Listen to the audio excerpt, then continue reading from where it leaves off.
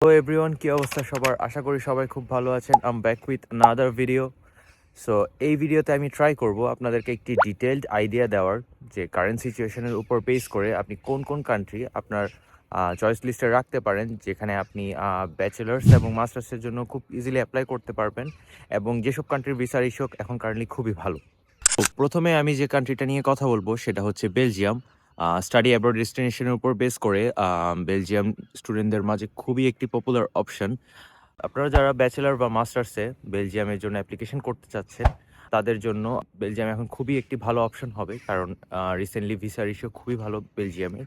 এবং পাশাপাশি এখানে টিউশন ফিস থেকে কম। যেমন আমরা ধরতে পারি যে পাবলিক যে ইউনিভার্সিটিগুলো আছে ব্যাচেলারের ক্ষেত্রে, সেগুলোর টিউশন ফি অ্যারাউন্ড ৩ থেকে ৪ হাজার ইউরোর মতো হয়ে থাকে। বাট হ্যাঁ, অবশ্যই প্রাইভেট ইউনিভার্সিটিগুলোতে আপনার টিউশন ফি মোটামুটি বেশি হয়, অ্যারাউন্ড ৬,০০০ থেকে ৭,০০০, বা কিছু কিছু ক্ষেত্রে ৭,৫০০ বা ৮,০০০-এর মতো হতে পারে। বেসিক্যালি পাবলিক ইউনিভার্সিটিগুলোর একটা ছোট রিকোয়ারমেন্ট থাকে, সেটা হচ্ছে 13 ইয়ার্স এডুকেশনের। মানে আপনার এইচএসসি শেষ করার পর আপনার বাংলাদেশ থেকে অবশ্যই ১ বছরের ব্যাচেলার্স করা থাকতে হবে, এবং আপনি ওই সাবজেক্টের উপরেই দেন ফার্দার ব্যাচেলার করতে আসতে পারবেন। বাট মাস্টার্সের ক্ষেত্রে এমন কোনো এক্সট্রা রিকোয়ারমেন্ট নেই। মাস্টার্স ক্ষেত্রে অ্যাজ ইউজুয়াল আপনি ব্যাচেলারের পরপরই আপনি অ্যাপ্লিকেশন করতে পারবেন। অ্যান্ড আপনার উভয় ক্ষেত্রেই আপনার আইএলটিএস এর প্রয়োজন হবে। কিছু কিছু ইউনিভার্সিটি মাস্টার্সের ক্ষেত্রে এমওয়াই দিয়ে আপনার অ্যাপ্লিকেশনের সুযোগ দিয়ে থাকে। এবার সব দিক বিবেচনা করলে আইএলটিএসটা সবসময় প্রেফারেবল হবে। এখন আমরা যদি বলি কারেন্ট জব সিচুয়েশনের কথা, তাহলে বেলজিয়ামের জব সিচুয়েশন মোটামুটি ভালো এর আশেপাশে কান্ট্রিগুলোর দিক থেকে। অ্যান্ড যারা স্টুডেন্ট আছেন তারা অবশ্যই পার্ট টাইম জব করে নিজের খরচ বিয়ার করতে পারবেন। অ্যান্ড যদি আপনি ভাবেন যে আমি কি এখানে এসে বা বেলজিয়াম এসে কি নিজের টিউশন ফিও বেয়ার করতে পারবো নাকি নিজেই, তাহলে হ্যাঁ, সেক্ষেত্রে আপনি অবশ্যই বেয়ার করতে পারবেন। বাট একটা জিনিস আপনাকে মাথায় রাখতে হবে যে এখানে কিন্তু আপনার প্রতি বছর ৬৫০ ঘন্টার একটি লিমিট আছে। মানে ৬৫০ ঘন্টার মধ্যে আপনি খুব অল্প পরিমাণ ট্যাক্স দিয়ে নিজের পার্ট টাইম জবগুলো করতে পারবেন। বাট এরপরে যদি আপনি এক্সট্রা কোনো আওয়ার্স করতে চান বছরে, তাহলে সেক্ষেত্রে আপনাকে অনেক বেশি পরিমাণে ট্যাক্স দিতে হবে, এবং আমরা সেমভাবে আপনার এমপ্লয়ারকেও আপনার অনেক বেশি পরিমাণ ট্যাক্স দিতে হবে।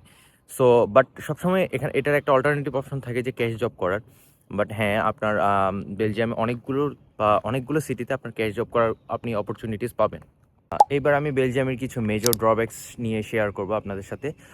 প্রথম যে মেজর ড্রব্যাকসটা আমি খেয়াল করলাম সেটা হচ্ছে ব্লক মানি। হ্যাঁ, আপনার বেলজিয়ামে আপনি স্টাডি ভিসা অ্যাপ্লিকেশন করার জন্য আপনার ১ বছরের ব্লক মানি পে করে আসতে হবে। মানে ১ বছরের আপনার থাকা খাওয়ার খরচ আপনার টিউশন ফি পে করার পরপরই পে করে আসতে হবে, এবং সেক্ষেত্রে এই ব্লক মানিটা অ্যারাউন্ড ১১ থেকে ১২,০০০ ইউরো হয়ে থাকে। আর আপনি বেলজিয়ামে যে ব্লক মানিটা পে করে আসবেন সেটা আপনাকে প্রতি মাসের মানে ১২টা ইনস্টলমেন্টে ভাগ করে পে করা হবে আপনি যখন একবার বেলজিয়ামে পৌঁছে যাবেন। বাট একটা জিনিস যেটা অনেকেই শেয়ার করে না, সেটা হলো বেলজিয়ামে আপনি যখন একবার চলে আসবেন এবং নেক্সট ইয়ারে আপনি যখন নিজের ভিসা এক্সটেন্ড করতে যাবেন, তখন কিন্তু আবার আপনাকে ব্লক মানিটা দিতে হবে। তার মানে আপনার যদি কোর্স হয়ে থাকে ৩ বছরের, তাহলে আপনাকে প্রতি বছর আপনাকে ব্লক মানিটা রান করাতে হবে। তার মানে আপনার একটা একাডেমিক ইয়ার শেষ হলে নেক্সট একাডেমিক ইয়ারে আপনার যদি ভিসা এক্সটেন্ড করতে চান, তাহলে অবশ্যই আপনাকে আবার ব্লক মানি পে করতে হবে।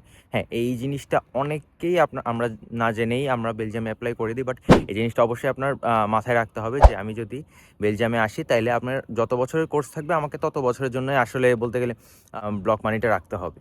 ফার্স্ট অফ অল আরেকটা মেজর ড্রব্যাকস হলো তাদের জন্য যারা নিজের স্পাউস বা কিডস নিয়ে আসতে চান। সেই ক্ষেত্রে স্পাউস আপনি একবার বেলজিয়ামে আসার পরই তারপরেই আপনার স্পাউসের জন্য অ্যাপ্লিকেশন করতে পারবেন। আমরা কিছু কিছু কান্ট্রির ক্ষেত্রে দেখি যে স্পাউস সহ একসাথে ফ্লাই করা যায়, বাট বেলজিয়ামের ক্ষেত্রে এমন না। আপনি যখন নিজে চলে আসবেন তখন আপনার এরপরে গিয়ে আপনি আপনার স্পাউস এবং কিডসের জন্য অ্যাপ্লাই করতে পারবেন। এবং এখানে স্পাউস আসার পর স্পাউসের ওয়ার্ক পারমিটের ক্ষেত্রে কিছুটা লিমিটেশন আছে। যেমন এখানে আসার পর স্পাউস যদি কাজ করতে চায়, তাহলে এমপ্লয়ার থেকে একটা সিঙ্গেল ওয়ার্ক পারমিট ম্যানেজ করতে হয়, যেটা কিছু কিছু সময় একটু ডিফিকাল্ট হয়ে থাকে। এবং আপনি যখন আপনার স্পাউসের জন্য অ্যাপ্লিকেশন করবেন, তখন আপনি যে আপনার স্পাউস এসে কোথায় থাকবে এবং আপনার যে একটি নির্দিষ্ট সাইজের বাসা আসছে আপনার নামে রেজিস্টার্ড, এই জিনিসটা কিন্তু আপনাকে যখন ভিসা আপনি অ্যাপ্লাই করবেন স্পাউসের জন্য, তখন আপনাকে এই জিনিসটা শো করতে হবে। সর্বশেষ আমি জাস্ট একটা জিনিস অ্যাড করতে চাই যে বেলজিয়াম একটি সেন্ট্রাল ইউরোপের কান্ট্রি না, বাট এটা অনেকগুলো আপনার মেজর ইনস্টিটিউশনের হেডকোয়ার্টার, যেমন আমরা বলতে পারি ইউরোপিয়ান ইউনিয়ন। সো এখানে যারা পরবর্তীতে সেটেলমেন্টের প্ল্যান করছেন, সো এখানে যদি আপনি ল্যাঙ্গুয়েজ ব্যারিয়ারটা কাটিয়ে উঠতে পারেন অ্যান্ড আপনার যদি নিজের স্কিলটা ইমপ্রুভ করতে পারেন, দেন অবশ্যই আপনি হোয়াইট কলার জব পেতে পারেন। Subject base white collar job পাওয়ার পরপরই আপনি আপনার পিআরের দিকে আগাতে পারবেন। নেক্সট যে কান্ট্রিটা নিয়ে আমি কথা বলবো সেটা হচ্ছে সুইডেন। সুইডেনের ভিসার ইস্যু খুবই ভালো আপনার এই মুহূর্তে, বাট সুইডেন মোটামুটি আপনার একটু এক্সপেন্সিভ সাইডে, মানে এটার tuition fees both bachelors and মাস্টার্সের ক্ষেত্রে কিছুটা বেশি। অ্যাজ এক্সাম্পল, আপনার যদি সুইডেনে ব্যাচেলারের টিউশন ফি ধরে থাকে তাহলে সেটা অ্যারাউন্ড 10 থেকে 12 হাজার ইউরোর মতো হয়ে থাকে, অ্যান্ড মাস্টার্সের ক্ষেত্রে সেটা আপনার 17 থেকে 20 হাজার ইউরোর মতো পড়ে যায়। সো হ্যাঁ, অনেক দিক থেকে এটা আপনার কোয়াইট মিড থেকে আপনার হায়ার বাজেটের দিকে চলে যায়। বাট সুইডেনের ক্ষেত্রে একটা সুবিধা আছে যে আপনার আপনি যখন প্রথমে আসবেন বা প্রথমে সুইডেনের জন্য অ্যাপ্লাই করবেন, তখন আপনার পুরো বছরের টিউশন ফি একসাথে পে করতে হবে না। মানে আপনি জাস্ট এক সেমিস্টারের টিউশন ফি পে করে আপনি ভিসার জন্য অ্যাপ্লাই করতে পারবেন, এবং এখানে আসার পর দেন আপনি বাকি সেমিস্টারের টিউশন বিলগুলো গ্র্যাজুয়ালি পে করবেন। অ্যান্ড আরেকটা সুবিধা হলো এখানে আপনি আপনার স্পাউস অ্যান্ড কিডস নিয়ে একসাথেই ফ্লাই করতে পারবেন। মানে আপনি যখন নিজের স্টুডেন্ট ভিসার জন্য অ্যাপ্লাই করবেন তখনই আপনি আপনার স্পাউসের জন্য অ্যাপ্লিকেশন করতে পারবেন। এবং আরেকটা সুবিধা বা একটা ভালো জিনিস আমি বলবো সেটা হলো সুইডেনে জব করার বা পার্ট টাইম জবের তেমন একটা লিমিটেশন নেই।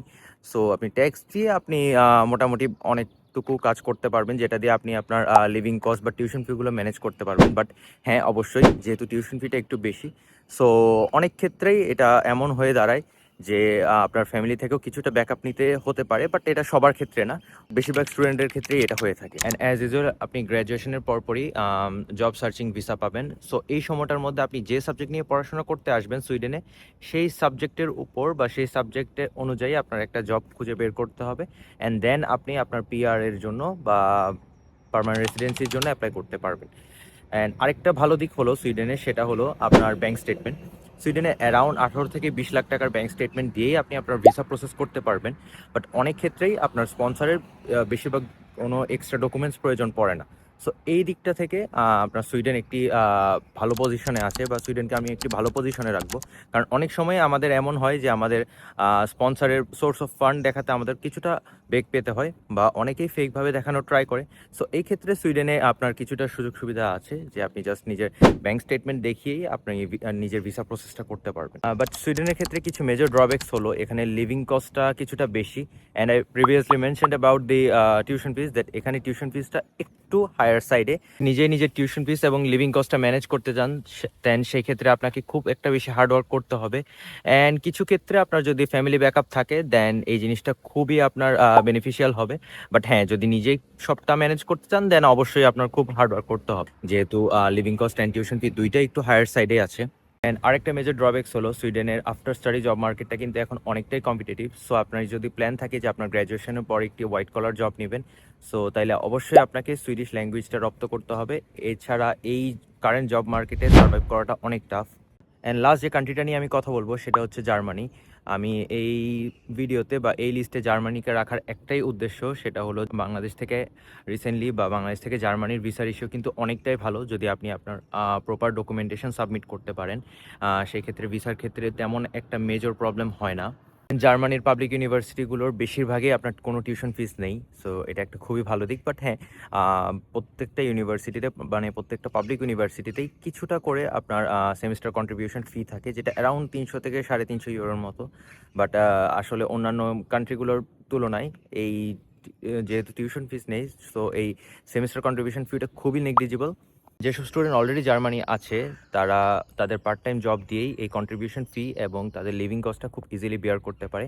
বাট এখানে একটা ক্যাচ হলো, আপনার জার্মানিতে আসার জন্য কিন্তু অবশ্যই ব্লক মানি দিতে হবে, যেটা অ্যারাউন্ড 11 থেকে 12 হাজার ইউরোর মতো, যেটা আপনার 1 বছরের লিভিং কস্ট। বাট হ্যাঁ, অবশ্যই এটা আপনি প্রতি মাসের ইনস্টলমেন্ট আকারে ফেরত পেয়ে যাবেন। অ্যান্ড আরেকটা জিনিস সেটা হলো, আপনি যখন জার্মানিতে ভিসার জন্য অ্যাপ্লিকেশন করবেন বা ভিসার জন্য অ্যাপয়েন্টমেন্ট নেবেন, যেটা আমরা ডক সাবমিশন অ্যাপয়েন্টমেন্ট বলে থাকি, সেই অ্যাপয়েন্টমেন্টটা নেওয়ার পর আপনি যে ডক সাবমিটের ডেট পাবেন সেটা কিন্তু অনেকটা লেট হয়ে যায়। যেমন আমরা দেখতে পারি বেশিরভাগ কান্ট্রির ক্ষেত্রেই ১ থেকে ১.৫ মাসের মধ্যে আমরা একটা ডক সাবমিশনের ডেট পেয়ে যাই। টিপিক্যালি বাংলাদেশের জন্য এই ডক সাবমিশন ডেটটা অ্যারাউন্ড ১ থেকে ১.৫ বছর বা এর অনেক ক্ষেত্রে এর চেয়েও বেশি সময় লাগতে পারে। সো এটা বেশিরভাগ স্টুডেন্টের ক্ষেত্রেই একটা major drawbacks. But recently German embassy কিছু ইনিশিয়েটিভ নিয়েছে যাতে এই ডক সাবমিশন ডেটটা যতটা দ্রুত দেওয়া পসিবল হয়, দেওয়া যায়।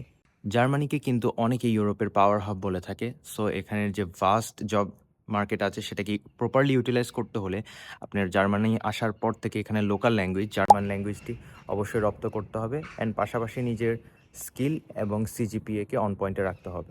সো দ্যাটস ইট, আজকের ভিডিও এ পর্যন্তই। আমি ট্রাই করেছি এই ভিডিওতে ৩টি মিডিয়াম বাজেট কান্ট্রি নিয়ে আপনাদেরকে আইডিয়া দেওয়ার এবং আশা করি ভিডিওটি সবার জন্য খুব হেল্পফুল হবে।